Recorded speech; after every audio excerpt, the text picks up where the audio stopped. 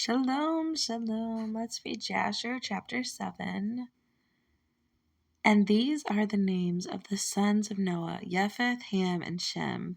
And children were born to them after the flood, for they had taken wives before the flood. These are the sons of Japheth: Gomer, Magog, Madai, Yawan, Tubal, Meshach, and Tyrus, 7 sons. And the sons of Gomer were Ashkenaz, Riphath, and Togarmah.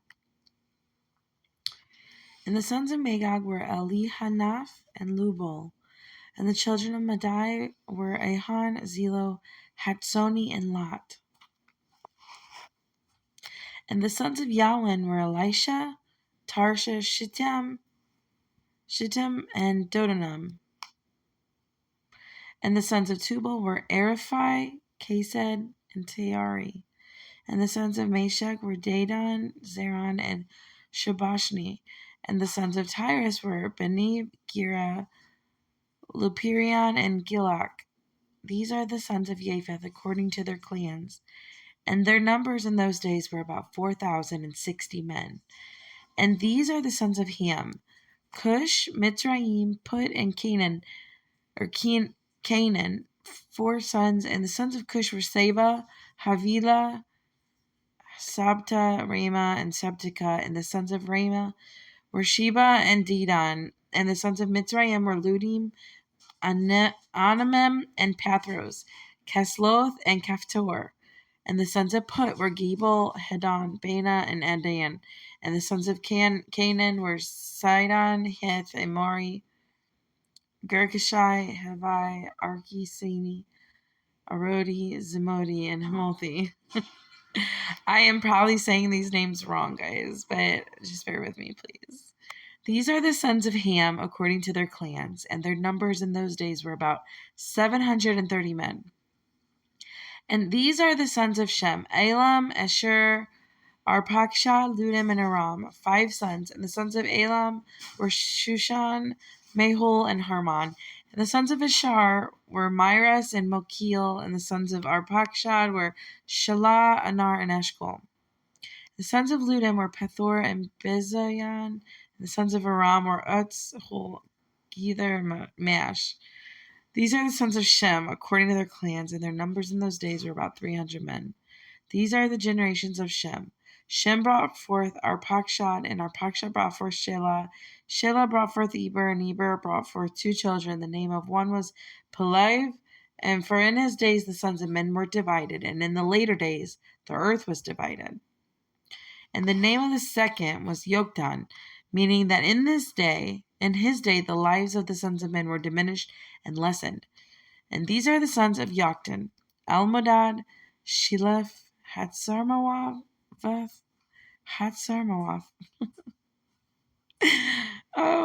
Yera, Haduram, Uzal, Dikla, Obal, Abimal, Sheba, Ophir, Havilah. I know that one. Havilah. I love that name. And Yobab. All of these are the sons of Yoktan. And Peleg, his brother, brought forth Yen. And Yen brought forth Sarug. And Sarug brought forth Nahor. And Nahor brought forth Terah. And Terah was 38 years old. And he brought forth Haran and Nahor. And Cush, son of Ham, son of Noah, took a wife in those days in his old age. She bore him a son, and they called his name Nimrod, saying, At that time the sons of men again began to rebel and transgress against Elohim. And the child grew up, and his father loved him exceedingly, for he was the son of his old age. And the garments of skin which Elohim made for Adam and his wife when they went out of the garden were given to Cush. Ooh. Pause for a minute. So back in Genesis, we read how Adam and Eve came back naked and shamed and afraid that they were naked, right? They knew they were naked. Well, Yah clothed them. So in here, verse 24, it's talking about those garments of skin that Yah created for them to clothe themselves with has been passed down to Cush. All right, so verse 25. For after the death of Adam and his wife, the garments were given to Hanok, son of Yered, and when Hanok was taken up to Elohim, he gave them to Methuselah, his son. So these garments of the first people ever created stayed through after the flood and were passed down.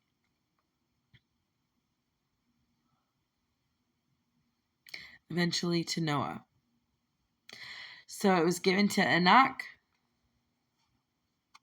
and it was given to him by his father. And then Enoch gave it to his son Methuselah, and then Noah took them, brought them into the ark.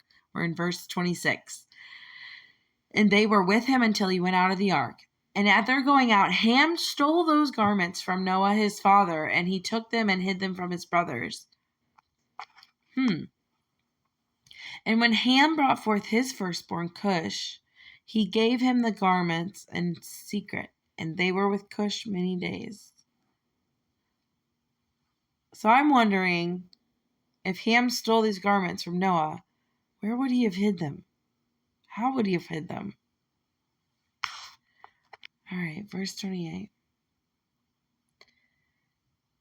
All right, so he gave Cush, his son, Ham's son, those garments that he hid. Verse 29. And Cush also concealed them from his sons and brothers. And when Cush had brought forth Nimrod, he gave him those garments through his love for him. And Nimrod grew up, and when he was 20 years old, he put on those garments. And Nimrod became strong when he put on the garments. And Elohim gave him might and strength, and he was a mighty hunter on the earth. He was a mighty hunter in the field, and he hunted the animals, and he built altars, and he offered the animals upon them before Yahweh.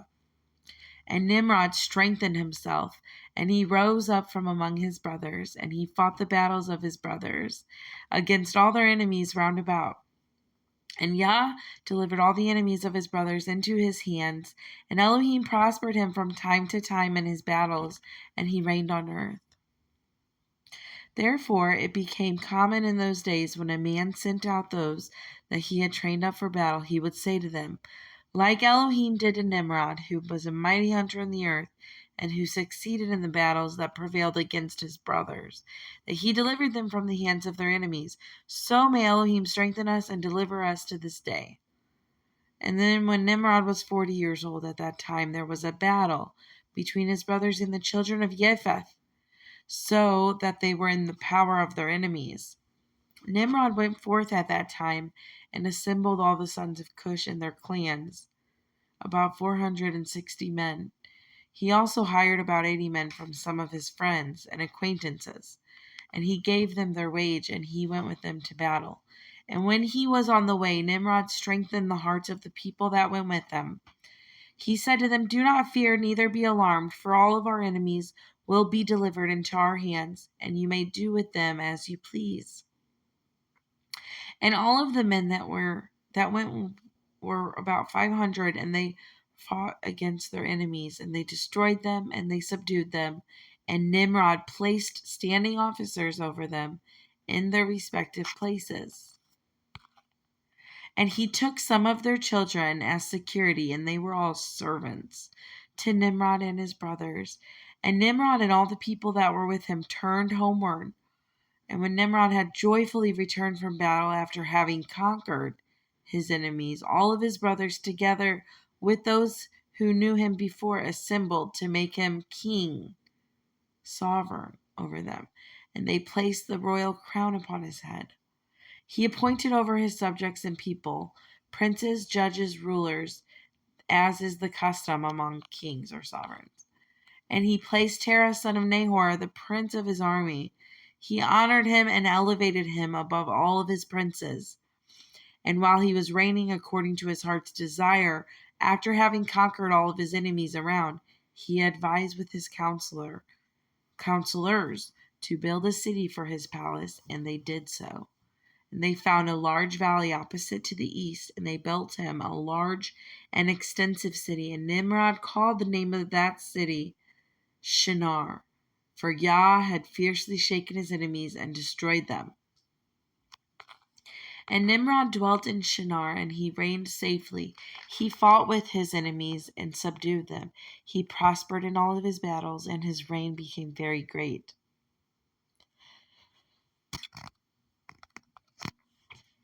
And all nations and tongues heard of his fame, and they gathered themselves to him. They bowed down to the earth, and they brought him offerings. He became their master and sovereign, and they all dwelt with him in the city at Shinar. And Nimrod reigned in the earth over all of the sons of Noah. They were all under his power and his counsel.